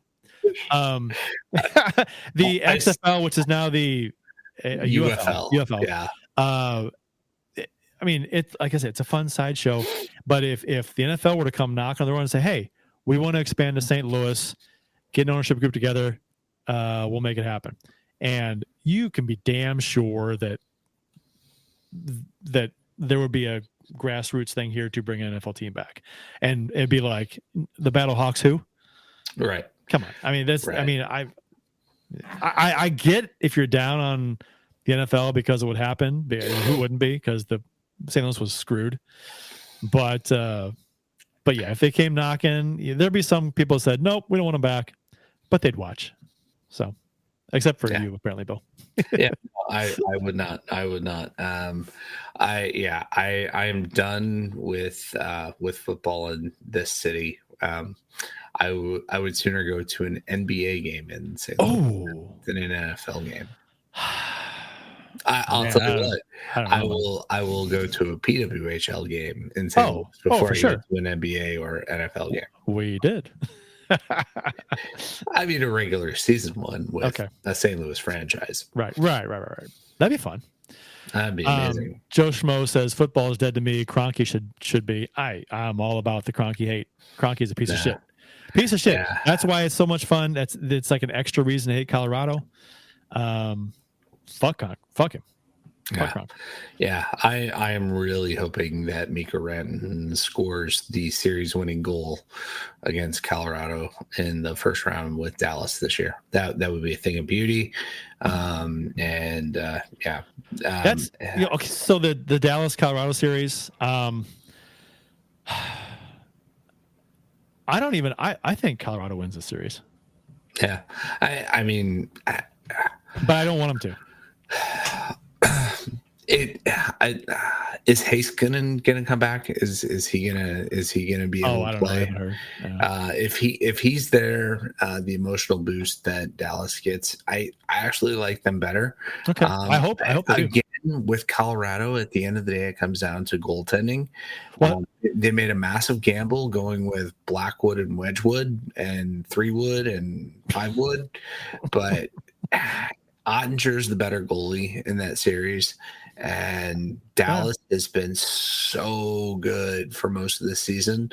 Wyatt Johnson,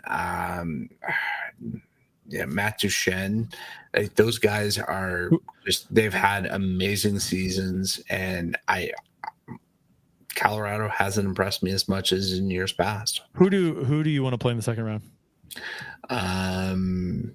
Minnesota. No, we can't play them. I know. No, it's Dallas or Colorado. Right. I would rather play Colorado, honestly. Okay. Yeah, I'm with you. I'm with you. I think I'd rather play for multiple reasons. I think that's probably the better matchup. Also, want some revenge from a few years ago. Yeah. Nope. And going back to Bennington owns Colorado. Right. He owns McKinnon, right? Yeah. Go back to that last game where he said, "I can't beat this guy," right? They got him on camera saying it. But then he went out and he did. So yeah. No, I think that would be a hell of a series. I think that goes 7 games. Yeah.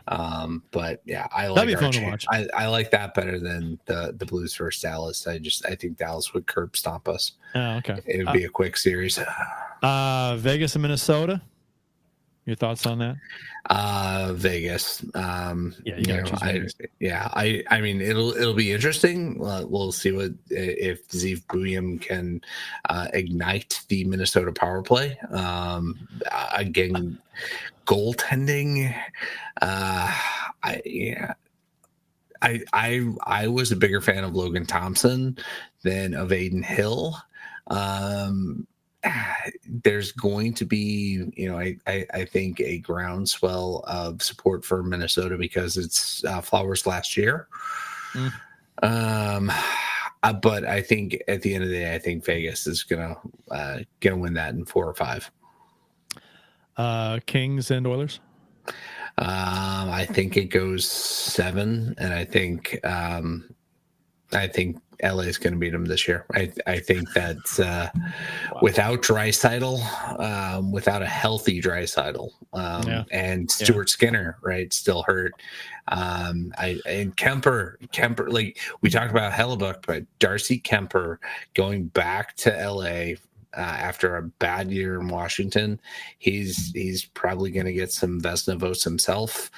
I like the goaltending matchup for, especially if Skinner is only at 80%. I like the goaltending matchup in LA's favor. Can you imagine if the Blues upset Winnipeg and Broberg and Holloway are playing in the second round and Edmonton's out in the first round? Oh, that would be that would be so much karma for wait, I can't even remember who was it wasn't Bowman because he wasn't in the role yet. But the guy that fired Holland or Holland left, I forget who it was, but that would be awesome. You already said you think Ottawa's going to take Toronto, right? I want that. That's the upset that I want the most. Okay. I think it's gonna surprise people. I think it's gonna go 7. Okay. Yeah. Yeah. I think Washington will take on Montreal. I think that in 5 or 6. Florida Tampa, that is going to be an interesting series. Yep. I think that's got to go 7. But if not, Florida will take it in 6. Okay. And Carolina and New Jersey.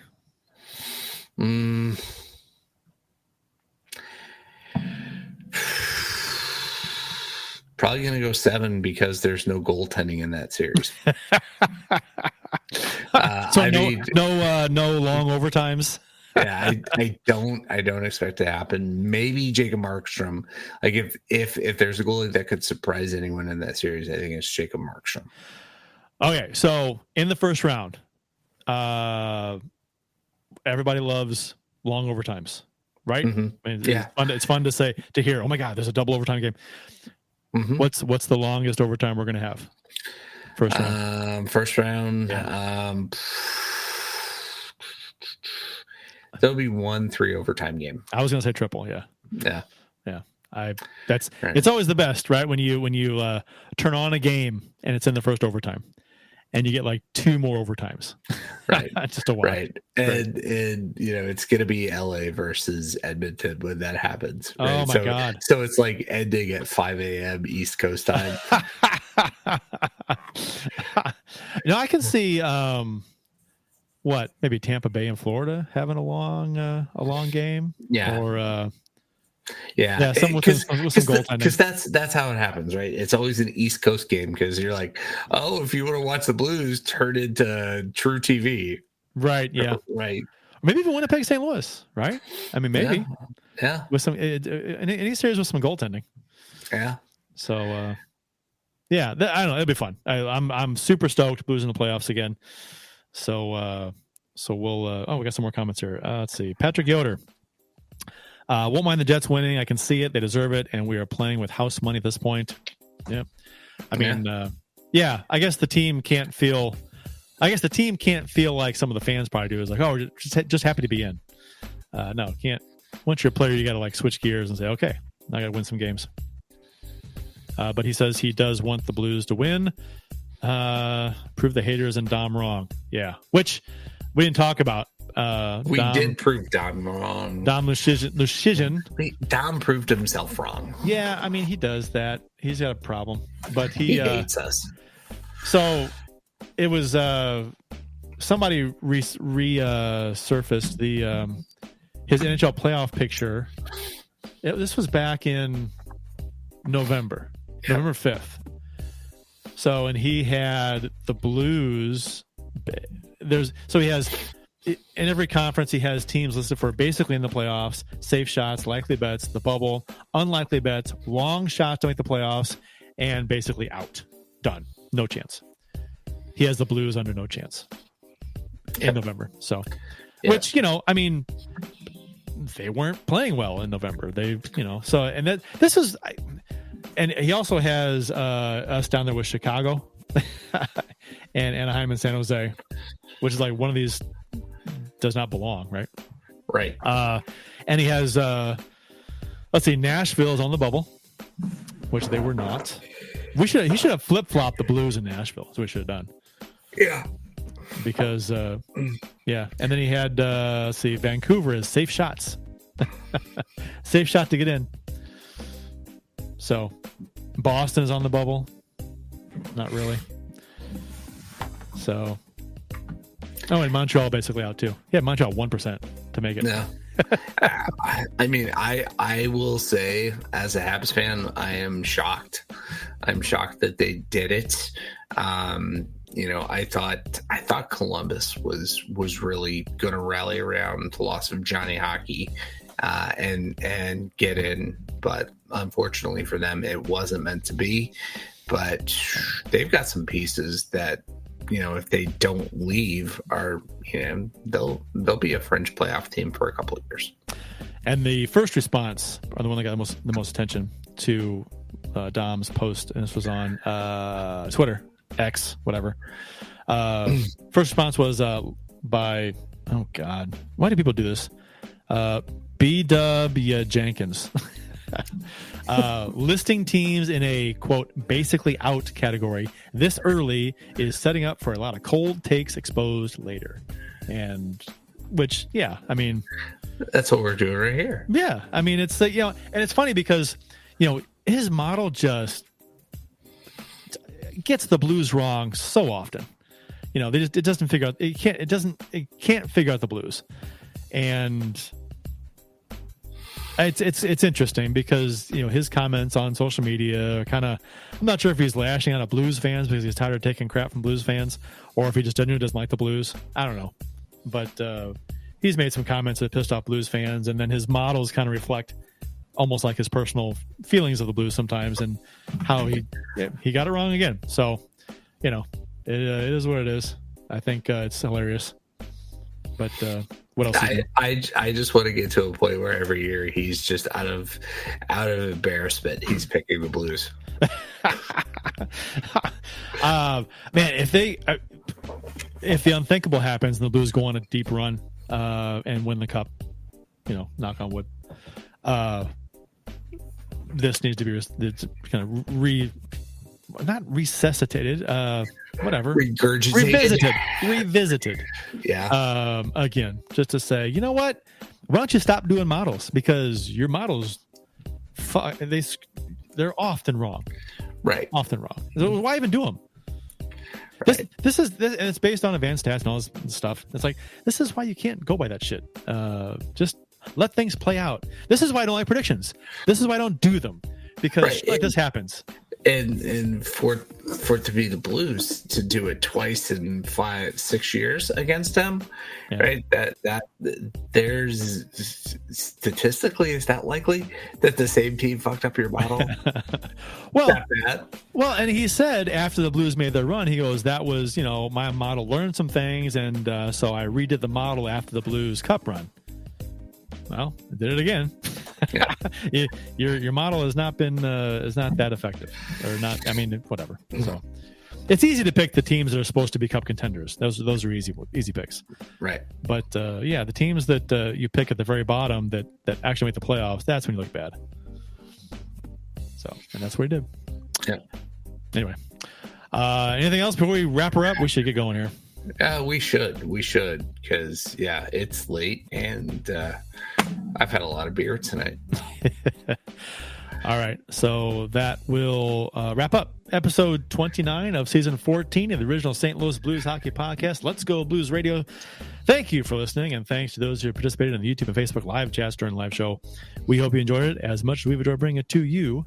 For the allegations-laden Jeff Ponder and Bill Day, I am Kurt Price. Until next time, everyone, They don't even have an airport. Let's go Blues. But they have a Dollar Tree. Let's go Blues. The Chiefs are at home tonight against Cyanosport at the War Memorial at 8. Good seats are still available. A look at fourth. I think that went very well. Thank you for listening to Let's Go Blues Radio. Now take off, hosers. Well, there's 90 minutes of your life you'll never get back. Sorry. St. Louis Blues, St. Louis Blues. Have you heard the news about our St. Louis Blues? They've only just begun, they're on their way to number one. Now there's no more blues for our St. Louis Blues. The Blues are on the ice tonight again. They're rough and tough and got the stuff to win. They'll always get one more, no matter what the score. They are quite a hockey team, my friend.